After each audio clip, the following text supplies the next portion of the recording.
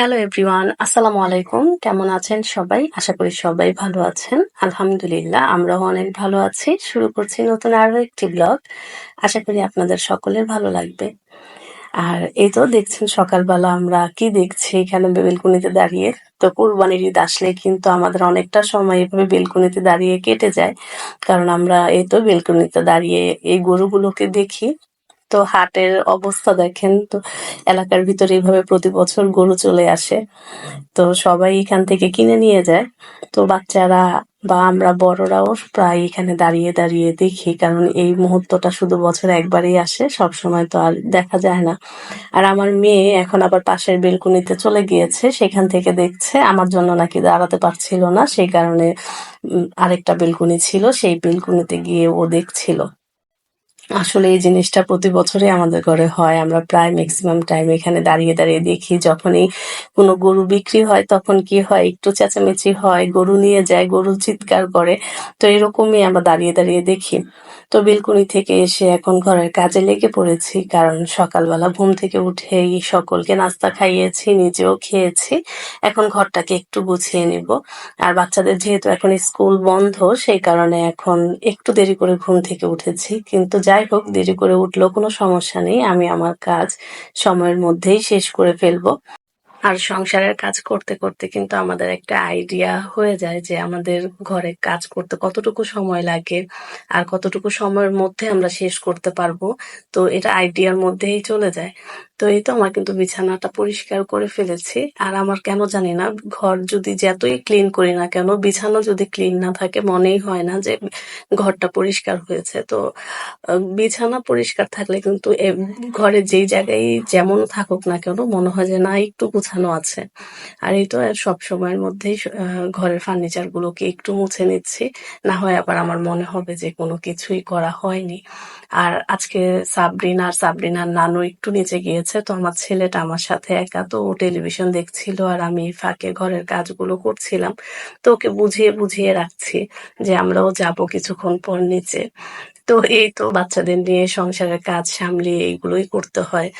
আর কালকে একটা মজার ঘটনা ঘটেছে যে আমি আমার বাচ্চাদেরকে নিয়ে একটু নিচে গিয়েছিলাম, একটু শপিং এ গিয়েছিলাম বাচ্চাদেরকে কিছু কেনাকাটা করার জন্য। তো ভুলে আমি আমার মেয়ে কেনা একটা লাল ড্রেস পরিয়ে নিয়েছি। তো আমার মাথায় এত কিছু ছিল না। তো আমার মেয়ে তো লাল ড্রেসটা ঘরে পড়েছে, তো পরে এখন তো আমরা নিচে গিয়েছি। এখন নিচে গিয়ে যখন ও গরু দেখে, এখন বলছে তুমি কি করলা, আমাকে কেন লাল ড্রেসটা পরাইয়া দিলা, আমাকে তো এখন গরু গুতা দেবে। তো ওর মাথায় এটা কিভাবে আসছে যে গরু নাকি লাল ড্রেস দেখলে রেগে যায়। তো সারা রাস্তা সে আমার আমাকে কিভাবে রাখছে যাতে ওর ড্রেসটা যাতে না দেখা যায়, বা ওর শরীরে লাল ড্রেসের রংটা যাতে গরু দেখতে না পায়, সেভাবে আড়াল করে করে হেঁটেছে। আর এমন অবস্থা যে আমি রিক্সা নেব, রিক্সা নেওয়ার মতো অবস্থা নাই, কারণ রিক্সা চলতে পারছে না গরুর জন্য। সেই কারণে এভাবে কষ্ট করে গিয়েছি। আর আমার ছেলে কি করেছে, বলছে যে আম্মু যাওয়ার পথে কিন্তু এখন গরু দেখে বলছে চলো একটা গরু কিনে নিয়ে যাই। তো আমি বলছি যে না, আমরা যাওয়ার সময় নেব। তো বলছে যে যাওয়ার সময় কিন্তু একটা গরু আমরা কিনে নিয়েই যাব। তো এই তো বাচ্চাদেরকে এটা সেটা বলে বুঝ দিয়ে সেখান থেকে আমি ফিরেছি। আর আপনাদের সাথে গল্প করতে করতে কিন্তু আমার বেডরুমটা পুরোই ক্লিন করা হয়ে গিয়েছে। এখন রান্নাঘরে চলে যাব, কারণ ঘরে কিন্তু আমার এখনো অনেক কাজ আছে। একটু রান্নাঘরে টুকিটাকি কিছু করে এখন আবার ঘরের বাকি কাজগুলো সেরে নেব। আর আমাকে আগের ব্লগে যেসব আপুরা কমেন্ট করেছেন তারা হচ্ছেন ঋতু ঘোষ, মার্জিয়াস ওয়ার্ল্ড, তোরা জাহান, সেতুস কিচেন ওয়ার্ল্ড, জাহানারা খান, সেলিনা আক্তার, রাফিয়া খান, সোমাসেন লাইফস্টাইল, সুমিস কিচেন। আপুরা, আপনাদের অসংখ্য অসংখ্য ধন্যবাদ। আপনাদের এত সুন্দর সুন্দর কমেন্টস পড়ে আসলেও মন ভালো হয়ে যায়। আজকে কয়েকদিন যাবত একটা জিনিস লক্ষ্য করছি যে কিছু আপুরা কি করে, সাবস্ক্রাইব করে কমেন্টে লিখে দেয় আপু সাবস্ক্রাইব করলাম, তুমিও করে দিও। তো যদি না করি তাহলে আবার কিছুক্ষণ পর আনসাবস্ক্রাইব করে দেয়। তো এটা কেমন ভালোবাসা বুঝলাম না। আহ কিছু পাওয়ার জন্য কিছু করা, এটা আমার কাছে মোটেও ভালো লাগলো না। যে কিছু আহ এতটাই মানুষ ই হয়ে গেছে যে আমি শুধু একটা কথা বলবো যে আপনারা এইসব কমেন্টস বা এইসব সাবস্ক্রাইবের পেছনে না দৌড়িয়ে নিজের ভিডিওটার পেছনে একটু কষ্ট করেন, তাহলে কিন্তু হয়ে যায় যে এটা তো সময় নষ্ট হয়, তাই না? যে কারো কাছ থেকে আপনি একটা সাবস্ক্রাইব করলেন, সেই বিনিময়ে সে আপনাকে সাবস্ক্রাইব করবে। এটাতে কিন্তু প্রচুর পরিমাণে সময় নষ্ট হয়। এটার ফোকাসটা যদি আপনি আপনার ভিডিওতে দেন বা আম তাতেই কিন্তু অনেকটা বেটার হয়। তো আমার ছোট্ট একটা চ্যানেল। আমি চাই না আমার চ্যানেলটাতে কোনো রকমের ভুল ত্রুটি হোক। তো সেই কারণে আমি সেসব আপুদের আ মনে প্রাণে দুঃখিত যে আমি আসলে আপনারা যারা নাকি এটা আশা করছেন যে আমাকে সাবস্ক্রাইব করবেন, তার বিনিময়ে আমিও আপনাকে একটা সাবস্ক্রাইব করে দিব। সেটা কিন্তু আমি মোটেও করব না। কারণ আমার যার চ্যানেলটা ভালো লাগবে, যার ভিডিও দেখে ভালো লাগবে আমি ঠিক তাকেই করব। আর আমার ভিডিও যার দেখে ভালো লাগবে সেই করুক আমাকে সাবস্ক্রাইব। আমার যে এত তাড়াহুড়া সেটা না। আমি আস্তে, আস্তে আমার চ্যানেলটাকে গ্রো করার চেষ্টা করছি। কোনো ভুল ত্রুটি ছাড়া কোনো রকমের আমি চাচ্ছি যে আমার সাবস্ক্রাইবার গুলা অর্গানিক হোক। যারা নিজেরা দেখে পছন্দ করে তারপর আমাকে একটা সাবস্ক্রাইব করুক। আমি শুধু এটাই চাচ্ছি। তাছাড়া আর কিছুই না যে আমি আপনার কাছ থেকে চেয়ে, চেয়ে সাবস্ক্রাইবার আমি নেবো সেরকম কোনো কিছুই আমার ভিতরে নেই। যার ভালো লাগবে যে করবে আর যার ভালো না লাগবে সে না করলেও চলবে। তো এভাবেই আমি চাচ্ছি যে কোনো ভুল ত্রুটি ছাড়া যদি আমার চ্যানেলটা আমি গ্রো করাতে পারি সেটাই আমার জন্য বেটার। তো এই তো আমি কিন্তু আমার ঘরের কাজ সবকিছু সেরে নিচ্ছি। আর এই ফাঁকে কিন্তু আমি চুলাতে ভাত আর ডিম সিদ্ধ বসিয়ে রেখে এসেছি। কারণ আম ওইগুলো হতে, হতে কিন্তু আমার কিন্তু এই তো ঘরের কাজগুলোও শেষ হয়ে যাবে। তো আমি কিন্তু এভাবেই ঘরের কাজ করি।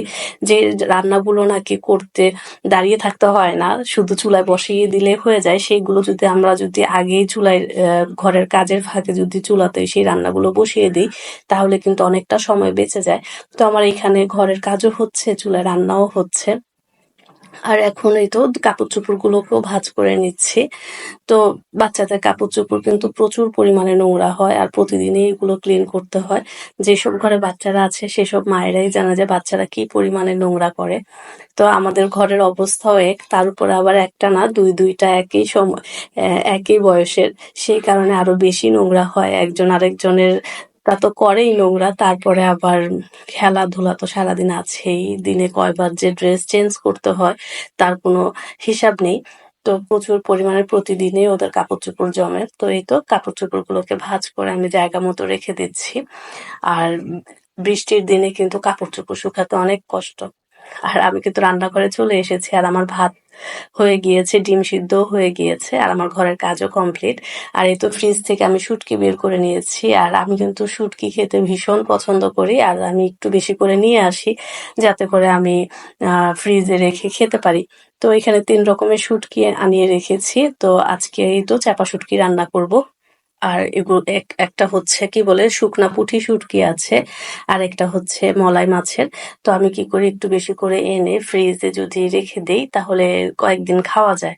তো সবসময় আমি এটা করি। আর কেন জানি না আজকে কয়েকদিন যাবৎ মাছ কিংবা মুরগির মাংস কোনোটাই খেতে ভালো লাগে না। আর আমি চাচ্ছিলাম যে আজকে একটু ঝাল করে শুটকির তরকারি রান্না করব। আর বাচ্চারা কিন্তু আমার মাছ এগুলো খেতে চায় না। সে কারণে বাচ্চাদের জন্য ডিম রান্না করছি। তো ডিম হলে ওদের আর কোনো কথা থাকে না। তো আমি ওদের সুন্দর মতো খাওয়াতে পারি। কোনো শব্দ করে না। ওরা এতটাই পছন্দ করে। তো সেই কারণে বাচ্চাদের জন্যই ডিম রান্না করছি। আর আমি এক চুলাতে ডিম ভাজছিলাম, আরেক চুলায় ডিম ভুনা করার জন্য পেঁয়াজ সব মসলা কষাচ্ছিলাম। তো ২ চুলাতে বসিয়ে দিলে না মনে হয় ১ ঘন্টাও প্রপার ১ ঘন্টা লাগে না রান্না করতে। কারণ অলরেডি ২ টা আমার ভাত, ডাল হয়ে গিয়েছে। আর এখন শুধু শুটকির তরকারিটা রান্না করব। আর ডিমটাও আমার কিন্তু প্রায় হয়ে যাচ্ছে। একেবারে শুকিয়ে গেলেই আমি নামিয়ে ফেলবো। তো একেবারেই সহজভাবে অল্প সময়ে কিন্তু রান্না হয়ে যায়। আর এই তো এখন কিন্তু শুটকির তরকারিটাও বসিয়ে দিচ্ছি। আর আমি কি করেছি শুটকি ধুচ্ছিলাম আর এই সময় দেখি যে আমার পেঁয়াজ পুড়ে যাচ্ছে। তো তাড়াতাড়ি করে পানি ঢেলে দিচ্ছি। আসলে কি রান্না করতে গেলে সব দিকে খেয়াল রাখতে হয়। না হয় কিন্তু একটু মনোযোগ অন্যদিকে চলে গেলেই সবকিছু ভুল হয়ে যায়। আর আমি কিন্তু আজকে অনেক ঝাল দিয়ে রান্না করছি শুটকিটা। কারণ ঝাল হলে খেতেও ভালো লাগে। আর এই তো আমি কিন্তু মসলাটাও কষিয়ে দিচ্ছি আর এখন বেগুনগুলো দিয়ে দেব। বেগুন আর আলুর শুটকির তরকারি আমরা ২ জন হাসব্যান্ড ওয়াইফ খেতে ভীষণ পছন্দ করি। আমরা প্রায় করে খাই। কারণ আমাদের ঘরে শুধু আমরা ২ জনই এই তরকারিটা অনেক পছন্দ করি। তো এই তো আমার কিন্তু ডিমের ভুনাটাও হয়ে গিয়েছে আর জিরাও গুঁড়ো করে দিয়ে দিচ্ছি। তো রান্না কিন্তু প্রায় শেষ। আজকে একেবারে ১২ টার আগেই আমার ঘরের সমস্ত কাজ হয়ে গিয়েছে। রান্না সবকিছু শেষ করে ফেলেছি। দেরি করে উঠলেও কিন্তু আমি সময়ের আগে সবকিছু করে ফেলেছি। আর আজকের মতো ব্লগটি এখানেই শেষ করছি। দেখা হবে নতুন আরো একটি ব্লগে। ধন্যবাদ সবাইকে। ভালো থাকবেন সবাই। আল্লাহ হাফেজ।